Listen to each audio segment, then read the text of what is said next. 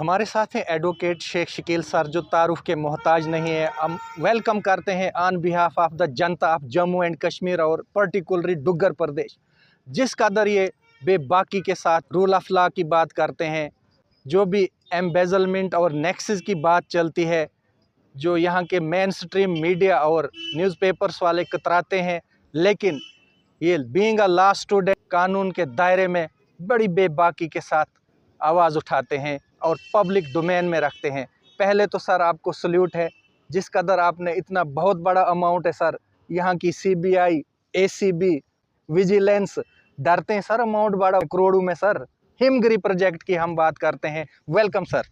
बहुत शुक्रिया तसद्दुक साहब, आपका बहुत शुक्रिया सर। जिस तरह आपने पब्लिक डोमेन में हिमगिरी प्रोजेक्ट को लाया और लोगों की आंखें खुल गई हैं, अमाउंट बहुत ज़्यादा है, एजेंसीज भी हाथ नहीं डाल रही हैं। मुझे याद है 464 पेजेस की CSR बनाई थी आपने सर, मैंने ये ज़ेरॉक्स की थी, 2013 की बात है। और देन गवर्नर मुर्मू साहब मजबूर हो गए थे JK बैंक को पब्लिक अथॉरिटी करार देने पर, लेकिन नोटिफिकेशन कहीं भी नहीं है अभी तक। किस तरह से सर ये जम्मू के लोगों को, डुग्गर प्रदेश को बेवकूफ़ बनाया जा रहा है। टॉप लीडरशिप ऑफ भाजपा नाराज़ तो होते हैं, लेकिन सच को बोलने में हमें भी कोई डर नहीं है। लोगों को बेवकूफ़ बनाया जा रहा है लगातार, और इतना बड़ा अमाउंट जो है वो डाइजेस्ट कर चुके हैं, और ग्राउंड लेवल पे सर वो प्रोजेक्ट कहीं भी नहीं है, और वहाँ निशान ही छोड़ देते, वो भी नहीं है सर। तसद्दुक साहब, ये मामला है जम्मू कश्मीर बैंक की लिंक रोड शाखा का। मैं अपने तमाम डुग्गर प्रदेश को ये रिक्वेस्ट करता हूँ कि जिसने भी अपना खाता खोलना है, वो link road branch Jammu Kashmir bank की है जम्मू शहर के अंदर, वो वहाँ पे अपना अकाउंट खोलें। क्योंकि लिंक रोड शाखा जो है, जब लोन दे देती है, वो पैसे वापस नहीं मांगती थे तसद्दुक साहब। सर मोदी गारंटी है वहाँ, क्या कुछ और सब्सिडाइज्ड चल रहा है सिस्टम? देखिए, मुझे लगता है वाकई गारंटी है, क्योंकि एक जो आम बेचारा जो लोन लेता है ना आदमी, कंज्यूमर, अगर वो लोन अदा नहीं करता है तो जनाब उसके ख़िलाफ़ कार्रवाई होती है। आपने देखा कितने किसानों ने खुदकुशी कर दी, ठीक है।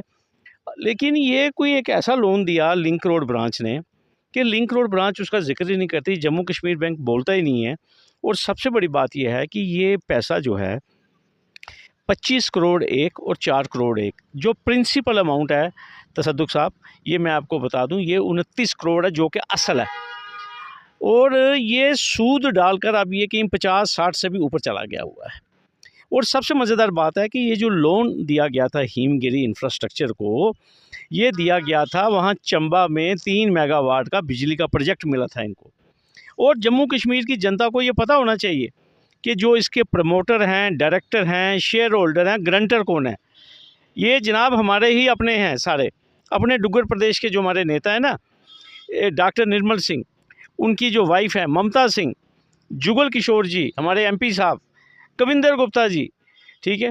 ये तमाम लोग हैं गारंटर, प्रमोटर। और मैं आपको बड़ी मज़ेदार बात आपको बताऊंगा, डॉक्टर निर्मल सिंह की जो 3 कनाल ज़मीन है सुंजुआ में, जम्मू में, वो मॉर्गेज है बैंक के पास लिंक रोड ब्रांच में। इसके अलावा कविंदर गुप्ता जी, जो कि सुपुत्र हैं बिंद्राबन गुप्ता जी के, जो डिप्टी चीफ मिनिस्टर है हमारे, उनकी 10 मरले जो कमर्शियल ज़मीन है उधमपुर में, जहाँ पे दुकानें हैं और उनकी एक फैक्ट्री है, वो भी मॉर्गेज है। और सबसे बड़ी बात है कि जो ममता सिंह जी जो हैं, जो जम्मू यूनिवर्सिटी की मुलाजम है, ठीक है, वो पैसे भी कमा रही हैं बिजली के प्रोजेक्ट से, ठीक है। वो कैसे ये कंपनी की वो डायरेक्टर या शेयर होल्डर या प्रमोटर बन गई? वो तो मुलाजम है जम्मू यूनिवर्सिटी की, तो वो कैसे बिजनेस कर सकती थी? लेकिन कोई जिसे कहते हैं रूल ऑफ लॉ जो है, वो सिर्फ एक आम आदमी के लिए है, या वो उन लोगों के लिए जिनके साथ स्कोर सेटल करने हैं। मैं तो साफ बात कहता हूँ। अदरवाइज़ आप मुझे बताइए, अकाउंट जो है वो NPA हो चुका है तसद्दुक साहब, जिसे हम कहते हैं नॉन परफॉर्मिंग एसेट। फिर उसके बाद जो हिमाचल सरकार है, उसने भी इनको शो काज नोटिस दे दिया कैंसलेशन का, क्योंकि ये प्रोजेक्ट वहाँ पे लगा नहीं सके। 21 मई 2022 इनको लास्ट डेट थी कि आपने प्रोजेक्ट जो है वहाँ पे कमीशन करना ही करना है। और हिमाचल सरकार के गवर्नर ने एक एमनेस्टी अनाउंस की।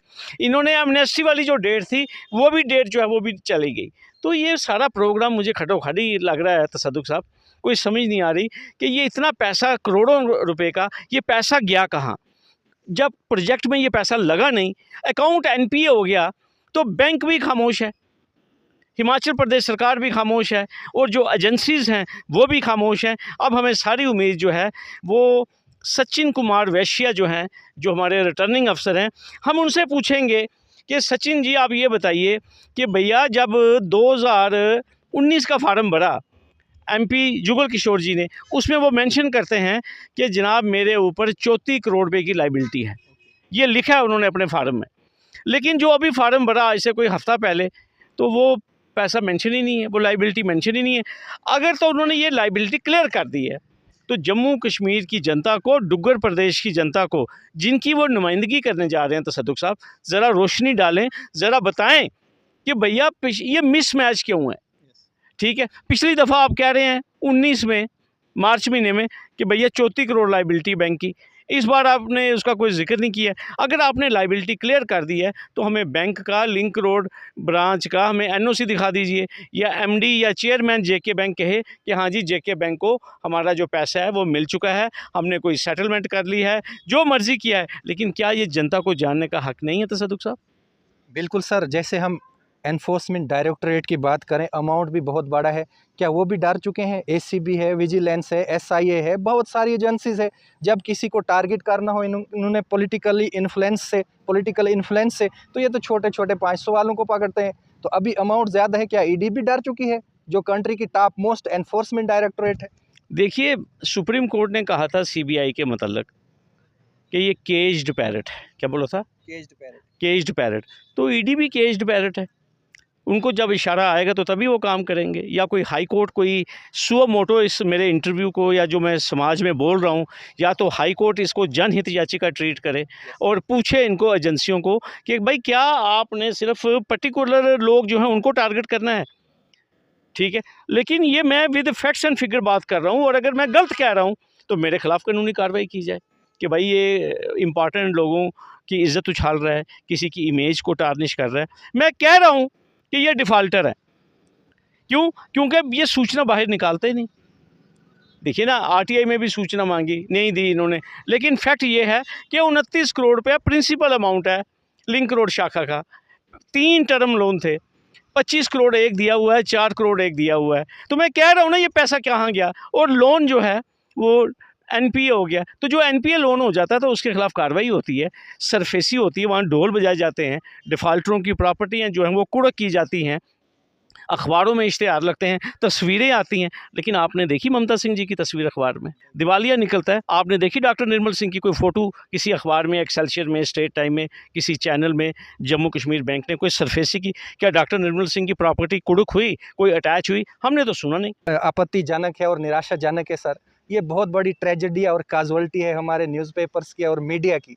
जो फोर्थ पिलर ऑफ डेमोक्रेसी कहा जाता है, वो भी इन्फ्लुएंस पे चल रहे हैं, इशारे पे नाच रहे हैं, तो कैसे समाज का सुधार होगा? अब आखिरी गुहार मैं भी लगाऊंगा सर आपके साथ, क्योंकि जब कोई सच्ची आवाज़ उठाता है तो पब्लिक का ये दायित्व बनता है कि उसके साथ चट्टान की तरह खड़े रहें, just like the super sulphate cement की कंक्रीट वाल की तरह खड़ा रहना चाहिए, और इन चोरों को यहाँ से भगाना चाहिए और अच्छे इंसानों को लाना चाहिए जो समाज की सेवा करें। माननीय हाई कोर्ट से हम ये रिक्वेस्ट करते हैं, आप भी यहीं प्रैक्टिस करते हैं, आप भी रिक्वेस्ट करें, आवाज़ उठाएं, शोर उठाएं सर। शोर तो उठ गया है, लेकिन सुमोटो लिया जाए। और माननीय सुप्रीम कोर्ट ऑफ इंडिया से भी हम कहते हैं, डीवाई चंद्रचूड़ साहब जो बहुत ही एक्सेप्शनल काम कर रहे हैं, और यही उम्मीद हम करते हैं वेंकटेश्वर सर से जो हमारे चीफ जस्टिस जम्मू कश्मीर हैं, कि इनका थोड़ा चिंगाड़ा निकाला जाए। बहुत दुर्दशा छाई है सर पब्लिक में। हम इंसाफ के मंदिर में बैठे हैं और इसी मंदिर पे उम्मीद बची है। देखिए, मुझे अपने तेजस्वी प्रधानमंत्री के ऊपर भी बड़ा फ़ख्र है। वो कहते हैं ना खाऊंगा ना खाने दूंगा। लेकिन मुझे ऐसा लगता है तसद्दुक़ साहब कि मुझे लगता है कि प्रधानमंत्री तक हमारी आवाज़ जो है वो नहीं पहुंचती है। या तो मुझे लगता है कि इस किस्म की वीडियोस जो हैं वो होम मिनिस्ट्री के पास जाती नहीं है। सर हम भेजते हैं, ट्वीट करते हैं, अब वो इग्नोर करते हैं सर, उसका क्या कहें आप? देखिए, हमारा काम है जदोजहद करना, कोशिश करना। और मैंने जिस तरह आपको पहले कहा कि भाई मैं गुहार लगाता हूँ अपने चीफ़ जस्टिस साहब को भी और चीफ़ जस्टिस ऑफ इंडिया को भी कि भाई ये जो करप्शन है, ये जो वबा है जिसको कैंसर कहा गया है, इसका इलाज होना चाहिए। और ये जो एजेंसीज़ होती हैं ना, एजेंसीज़ जो होती हैं उनके पास कोई सोर्स भी होते हैं, और वो सोर्स रिपोर्ट के ऊपर भी एक्शन करते हैं। मैं तो खुल के कह रहा हूँ यहाँ अपने तमाम एजेंसीज़ को कि भैया ये जो हिमगिरी वाला मामला है, ये जो लिंक रोड ब्रांच वाला जो मामला है, ये ज़रा इसकी जांच कीजिए। ये पैसे कहाँ गए? ये जो 30 करोड़ रुपया लोन लिया था, जो कि ये डिफ़ाल्टर हो गए, और ये जो अकाउंट NPA हो गया, कोई पूछे तो सही जम्मू कश्मीर बैंक से, आपने कार्रवाई क्या की इन लोगों के खिलाफ?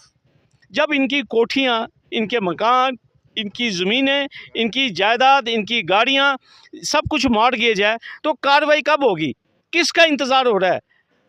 कार्रवाई इसलिए नहीं होगी कि ये एक मखसूस जमात से इनका ताल्लुक़ है। तो क्या हिंदुस्तान में 2 कानून है? मैं तो कहता हूँ जम्मू कश्मीर में तसद्दुक़ साहब, एक बार तो मैंने कहा नहीं, कई दफ़ा मैंने कहा कि जम्मू कश्मीर में 2 कानून है। मैं बार-बार कहता हूँ, यहाँ 2 कानून है। एक कानून उस शख्स के लिए जिसका कोई वसीला नहीं है, लेकिन जिसका वसीला है उसके लिए कोई कानून नहीं। बस यही बात है। Thank you so much sir. शुक्रिया। हम यही उम्मीद करते हैं कि माननीय high court of Jammu and Kashmir और honourable chief justice of India इस बहुत बड़े घोटाले की नेक्सस की संज्ञान लें, इंटरवीन करें और फौरी तौर पर इनके खिलाफ कार्रवाई की जाए।